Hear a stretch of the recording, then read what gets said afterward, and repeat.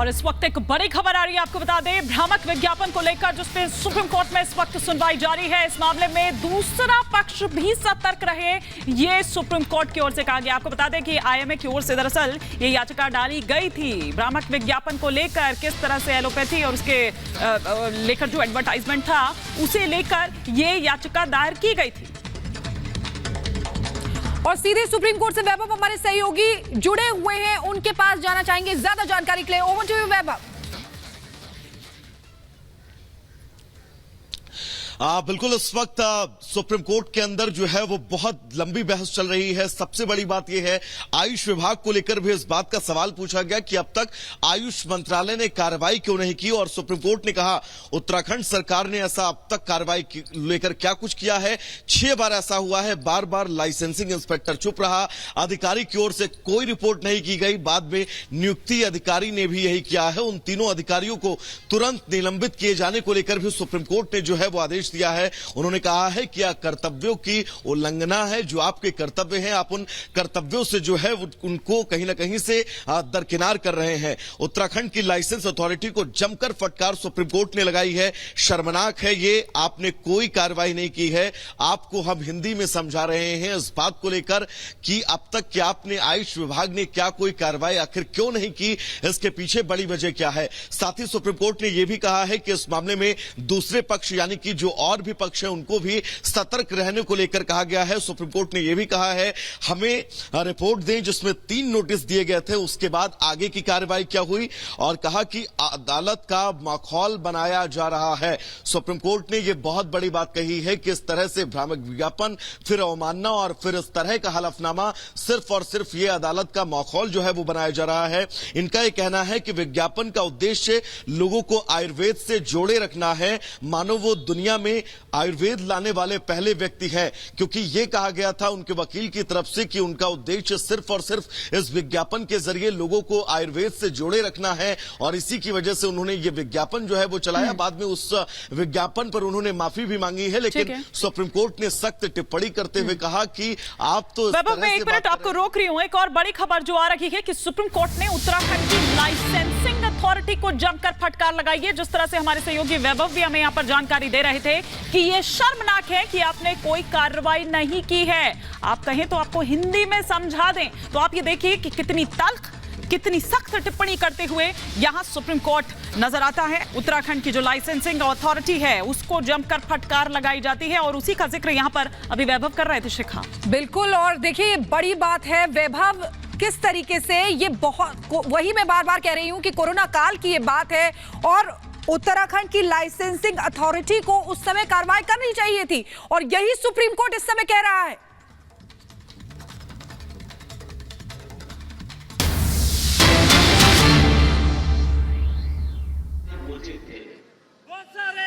Doctor Shyama Prasad Mukherjee ने इस सपने को साकार करने के लिए अपने आप को बलिदान किया था, और बहनों और भाइयों 70 वर्षों तक कोई सरकार निर्णय नहीं ले पाई। डॉक्टर जितेंद्र सिंह जी को आपने चुनाव जिता करके भेजा। मैं जानता हूं 2014 में हम दोनों साथ सांसद थे,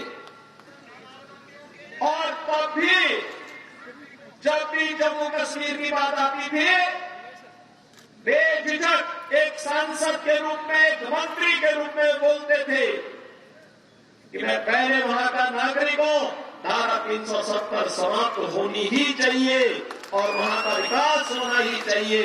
और आज मैं बधाई देता हूं आप सबको, प्रधानमंत्री मोदी जी के प्रति आभार व्यक्त करता हूं, गृह मंत्री अमित शाह जी के प्रति आभार व्यक्त करता हूं, जिन्होंने आतंकवाद की इस जड़ को सदैव के लिए समाप्त करके आज कश्मीर में यह साबित कर दिया है कि दिल्ली का लाल किला हो या श्रीनगर का लाल चौक, चारों ओर उत्साह है, उमंग है, क्योंकि यह क्षेत्र आज विकास की मुख्य धारा के साथ जुड़ा हुआ है।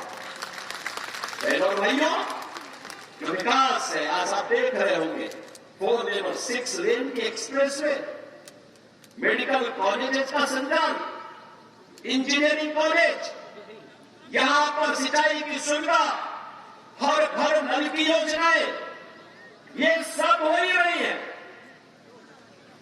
सबसे बड़ी बात ये, पूछे इन लोगों से जो इस देश के विभाजन के जिम्मेदार हैं। कांग्रेस से प्रश्न पूछा जाना चाहिए,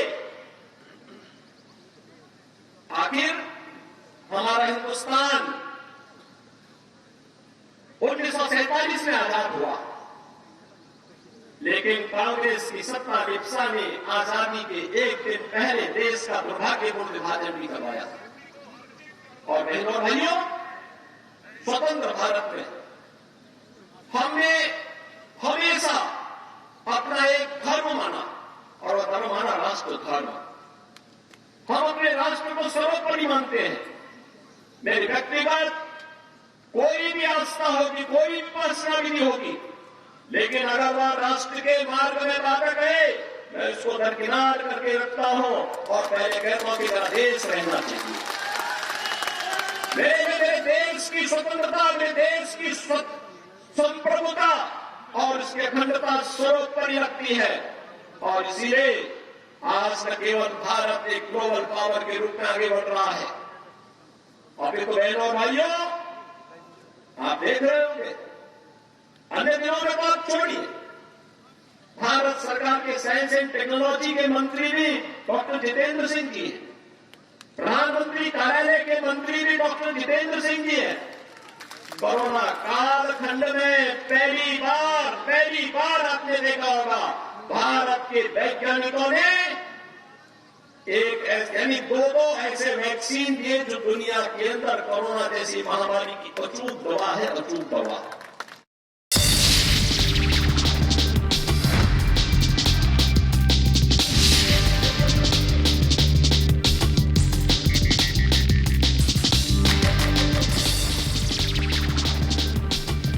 और अवतार के साथ खबरें देखेंगे। पतंजलि का भ्रामक विज्ञापन मामले में सुप्रीम कोर्ट में सुनवाई के दौरान सुप्रीम कोर्ट ने कहा पतंजलि के जवाब से संतुष्ट नहीं है। भ्रामक विज्ञापन मामले में सुप्रीम कोर्ट में सुनवाई जारी है। पक्षकार बनाने की मांग करने वाली जो याचिका है उसे खारिज कर दिया गया है। सुप्रीम कोर्ट ने याचिकाकर्ता पर लगाया 10,000 का जुर्माना भरने के लिए 1 हफ्ते का वक्त दिया।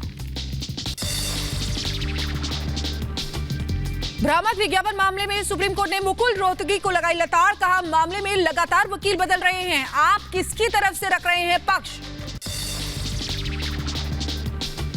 सुप्रीम कोर्ट में बोले रामदेव के वकील, कहा दोबारा जारी नहीं होंगे इस तरह के विज्ञापन। नवंबर की प्रेस कॉन्फ्रेंस को लेकर भी मांगी माफी।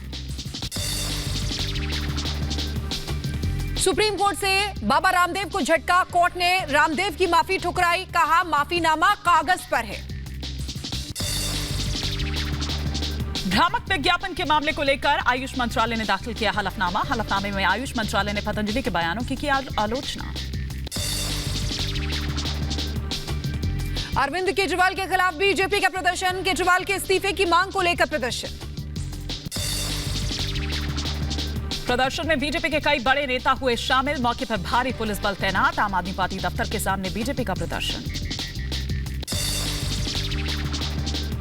ईडी ने ठोस चीजें दिखाई हैं जिसके आधार पर हम उनके एप्लीकेशन को खारिज करते हैं। अब इतने के बावजूद भी अगर कोई मुख्यमंत्री इस्तीफा नहीं देगा तो ये बड़े दुख की बात है, बड़े शर्म की बात है। अरविंद केजरीवाल को राव सुप्रीम कोर्ट से बड़ा झटका, कोर्ट ने केजरीवाल की 5 बार वकीलों से मिलने की याचिका को खारिज कर दिया है। ईडी ने केजरीवाल की याचिका का किया था विरोध। ईडी ने कहा वकीलों के जरिए सरकार चलाने के लिए स्पेशल ट्रीटमेंट नहीं दिया जा सकता। बीजेपी नेता आरपी सिंह का केजरीवाल पर हमला, कहा घोटाले की कंपनी के सीईओ अरविंद केजरीवाल हैं। गोवा के अंदर जो पैसा भेजा गया उसमें केजरीवाल का हाथ है, ईडी ने जो सबूत दिए वो काफी है। उनको मान रहे हैं कि गोवा के अंदर जो पैसा भेजा गया उसमें अरविंद केजरीवाल का हाथ है, ये कोर्ट की टिप्पणी है। और ये भी मान रहे हैं कि इसमें जो ईडी ने सबूत दिए वो काफ़ी हैं केजरीवाल साहब के खिलाफ मुकदमा चलाने के लिए। असल में क्या है कि अभी जो मोदी जी करते हैं, सच ये है कि ये जो पूरा स्कैम है इसके आसपास आसा शिकंजा कस रहा है।